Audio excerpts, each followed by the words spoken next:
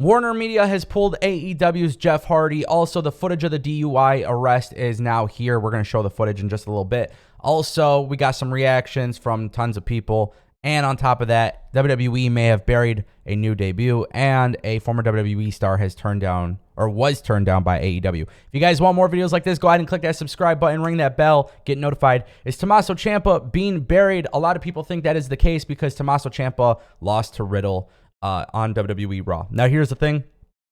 I think a lot of people are going to have their own opinions on Ciampa. He's a Triple H guy, just made his debut.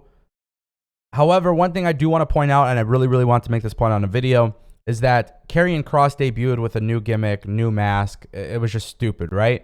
They didn't really change Ciampa. Yeah, they took out the name Tommaso, but that to me makes a lot of sense. That's the first and foremost. Secondly, with Ciampa, one thing that I think a lot of people don't realize is that there's a lot of potential for a story to be told with him losing a lot, with him getting buried. I don't know if WWE is actually going to do that, but I'm just saying there is a lot of possibility there. And then, of course, when it comes to WWE and Ciampa, you got to also imagine that the Judgment Day might be a possibility, and maybe Finn Balor, Rhea Ripley, and of course Damian Priest can reach out to Ciampa and save him.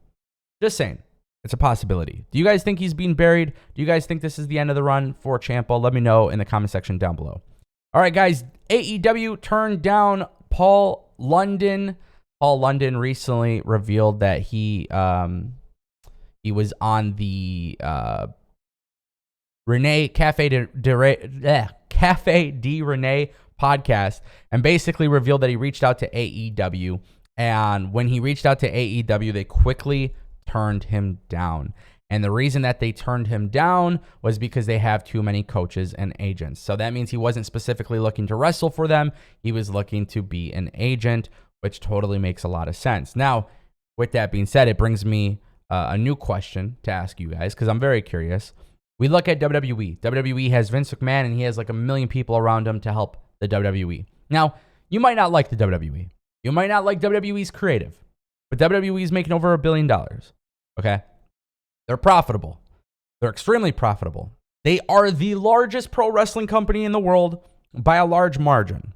Okay? Now, whether you like them or hate them, I'm curious if AEW would be better with a big team surrounding them. And I'm not saying more coaches and agents. Maybe a creative team.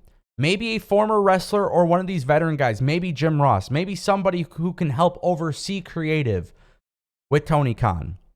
Just a small little team that can help Tony Khan. Tony Khan has taken a lot of shots at WWE for having like 50 Hollywood writers or whatever. And I don't think that's the problem. The problem is if you have 50 television writers on your show who don't know actually how to write television, let alone pro wrestling. And I just imagine that maybe AEW, because I agree, I think they do have too many coaches and agents. I don't think Paul London would have been, I don't know if he would have been as valuable as, Big Show or something, right? But my point that I'm making is like, I think we have gotten to a point with wrestling that everything people say about WWE that's bad might not actually be bad. You just have to do it differently. And I'm thinking maybe that's Tony Khan's situation. The reason why I bring up this question, the reason why this is even a topic, is because Ring of Honor will be having a television deal at some point very soon.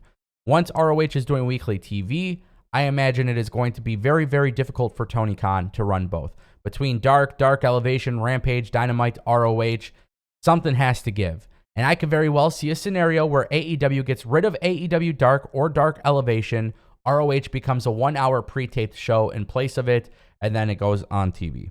What do you guys think? Let me know. Should AEW hire more of a writing team? Should they hire more agents? I want to hear your guys' opinion. Let me know. All right, guys. And our final story of today's video is Jeff Hardy. And we're actually going to go to this footage. This is sad footage, but this is the footage obtained by TMZ Sports. Guys, let's take a look. This is it right here. Jeff Hardy's arrest. Signal 14, failed to stop, I-95 northbound, just north of 54. For Signal 12, we've received multiple calls on. I'm getting an update now. It looked like he was going to pull over. 1109, is the vehicle pulled over yet? So as you guys can see, the guns have been drawn on Jeff Hardy. We're going to fast forward so you guys can see he's cooperating with them. Basically, then they have him do the sobriety test, and he fails.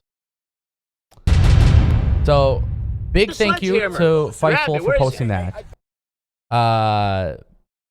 Guys, this is insane, man. This is insane. And then look at this. Reby Hardy has reacted as well.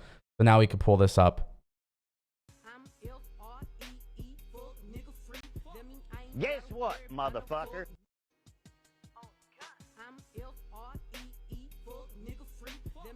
Guess what, motherfucker? So yeah, this is where we're at now with the Jeff Hardy situation. Everybody's weighing in on it. Warner Media has told AEW to stop all promotion of Jeff Hardy. This was revealed by Dave Meltzer. Dave Meltzer is reporting that that basically Warner Media told AEW to stop all promotion immediately. This would include all commercials as well. AEW stopped posting about the three-way ladder match that was supposed to feature Matt and Jeff Hardy, the Young Bucks, and the tag team champions, Jurassic Express. And then also Hardys are scheduled for Triple Mania in Tijuana, Mexico this weekend, which there was no announcement made on that. ESPN's Mark Raimondi reported that Hardy had a .294 blood alcohol level, much more than 3 times the legal limit. And it's a very, very interesting scenario here because none of this, man, makes sense. And in that video too, Jeff Hardy was telling the police that he was about to get a brain scan. So a lot of this is really, really weird, man. Me personally, like I said before, Jeff Hardy needs to get help. It's simple as that. Okay? Simple as that.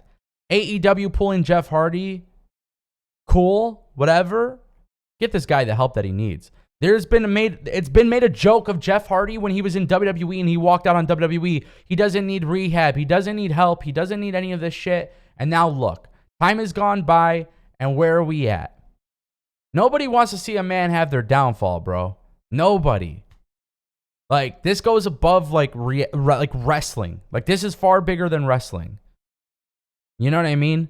And Jeff Hardy, I think for a lot of people, man, growing up watching wrestling, he was the fan favorite. And when a dude needs help, you got to help him, you know. And I think at this point, what we have realized is that